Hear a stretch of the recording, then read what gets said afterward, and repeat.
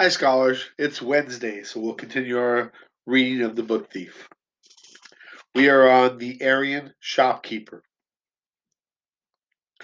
They stood outside Frau Diller's against the whitewashed wall.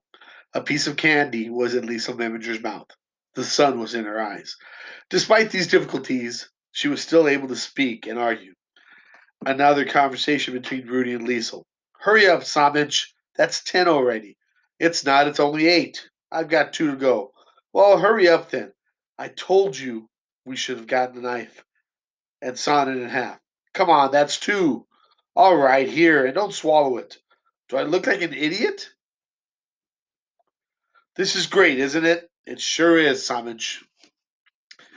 At the end of August and summer, they found one fending on the ground. Pure excitement. It was sitting half rotten in some dirt on the Washington iron raft, a solitary corroded coin. Take a look at that. Excuse me. Rudy swooped on it. The excitement almost stung as they rushed back to Frau Diller's, not even considering that a single pfennig might not be the right price. They burst through the door and stood in front of the Aryan shopkeeper, who regarded them with contempt. I'm waiting, she said. Her hair was tied back, and her black dress choked her body. The framed photo of the Fuhrer kept watch from the wall. Heil Hitler, Rudy led. Heil Hitler, she responded, straightening taller behind the counter. And you? She glared at Liesel, who promptly gave her a Heil Hitler of her own. It didn't take Rudy long to dig the coin from his pocket and place it firmly on the counter. He looked straight into Frau Diller's spectacled eyes and said, Mixed candy, please. Frau Diller smiled. Her teeth elbowed each other for room in her mouth, and her unexpected kindness made Rudy and Liesel smile as well. Not for long. She bent down, did some searching, and came back. Here, she said, tossing a single piece of candy onto the counter. Mix it yourself. Outside, they unwrapped it and tried biting it in half, but the sugar was like glass, far too tough, even for Rudy's animal like choppers. Instead, they had to trade sucks on it until it was finished. 10 sucks for Rudy, 10 sucks for Liesel, back and forth.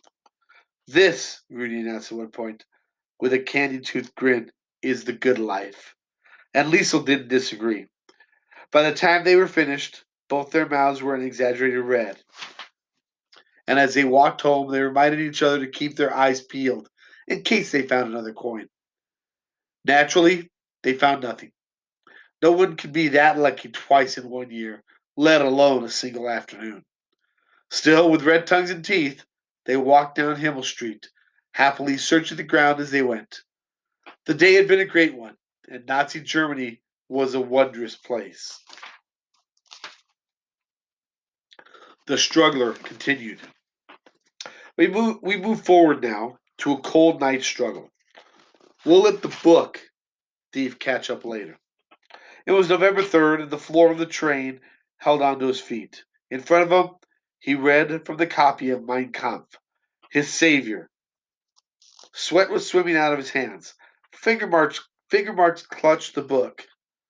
Book Thief Productions officially presents Mein Kampf, My Struggle, by Adolf Hitler. Behind Max Vandenberg, the city of Stuttgart opened its arms in mockery.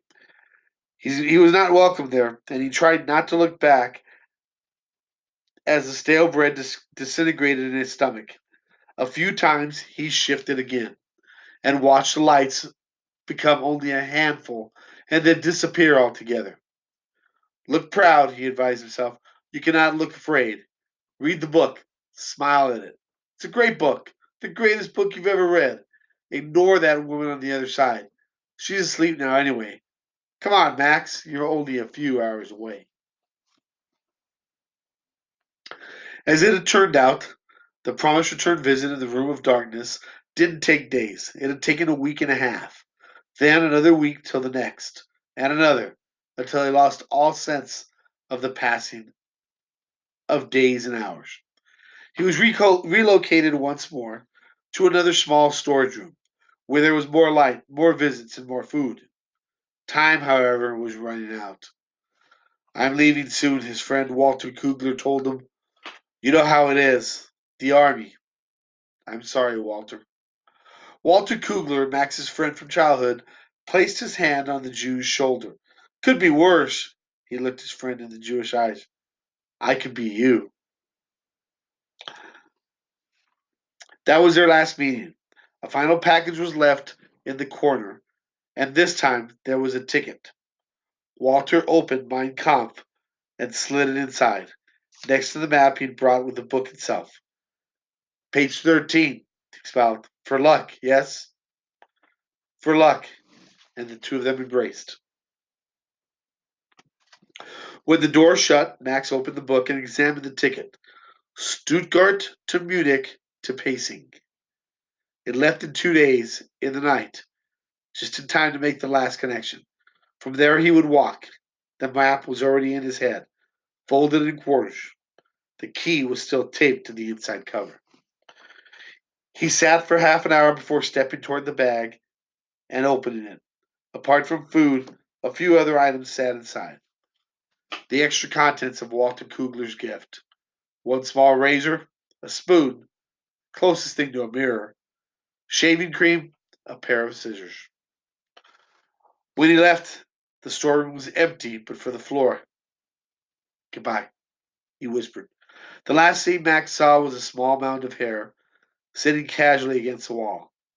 Goodbye.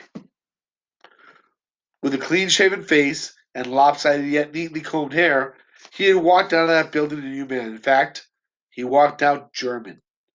Hang on a second, he was German.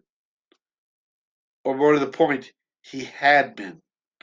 In his stomach was the electric combination of nourishment and nausea. He walked to the station. He showed his ticket and identity card, and now he sat in a small box compartment of the train, directly in danger's spotlight. Papers? That was what he dreaded to hear. It was bad enough when he was stopped on the platform. He knew he could not withstand it twice. The shivering hands, the smell, no, the stench of guilt. He simply could not bear it again. Fortunately, they came through early and only asked for the ticket. And now all that was left was a window of small towns, the congregations of lights, and the woman snoring on the other side of the compartment. For most of his journey, he made his way through the book, trying never to look up. The words lolled around about in his mouth as he read them.